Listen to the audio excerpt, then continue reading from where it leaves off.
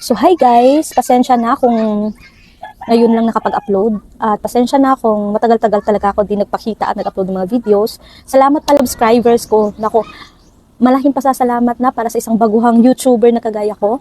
And nandahil sa inyo, hindi ako aabot sa ganito. Hindi ako ma-monetize ni YouTube kung hindi dahil sa inyo. So ngayon, meron lang din ako inaasikaso about sa YouTube channel ko. So ngayon, okay na yung YouTube channel ko. So mag-upload tayo ngayon ng videos. And ito'y tungkol sa kung paano mag-cancel ng Netflix. Kasi baka, alam ko naman na marami nang nakakaalam nito.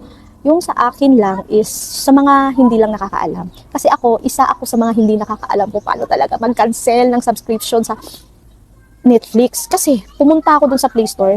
Pagpunta ko sa Play Store, wala namang cancel subscription. So naguguluhan ako kung paano. So pumunta agad ako sa apps ng Netflix. Hindi ko pa rin makita. So yung ginawa ko, tinry kong pumunta sa browser. So ito ituturo ko sa inyo kung ano yung mga steps na gagawin. So, ito na nga guys, punta ka lang sa sa browser ng phone mo at i-type mo yung Netflix login. So, ito yung mangyayari, lalabas itong sign in sa Netflix, i-type mo lang yung email mo, tsaka yung address mo, at tsaka yung password mo. So, mapupunta ka dito. At ang mangyayari, ang i-click mo is yung nandito, yung may design na blue na may smile. Taas right side. Sa baba ng blue smile, may nakalagay na account at i-click mo yan.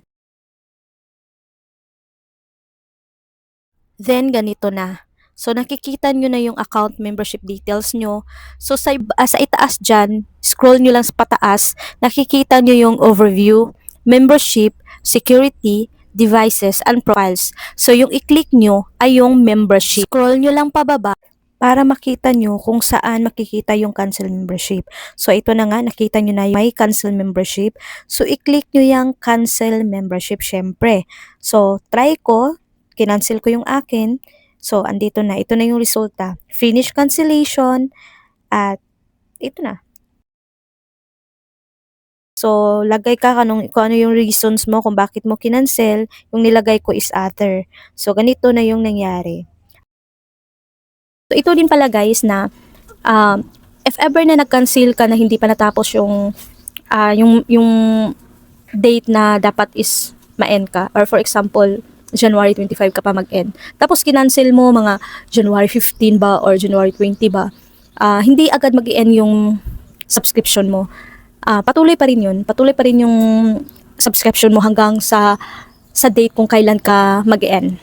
Kahit na ahead ka na mag-cancel ng membership mo, magagamit mo pa rin yung sinubscribe mo na date na hanggang saan ka matatapos. So yun lang. Hanggang dito na lang. At huwag kalimutang mag-subscribe sa Marian TV. Maraming salamat.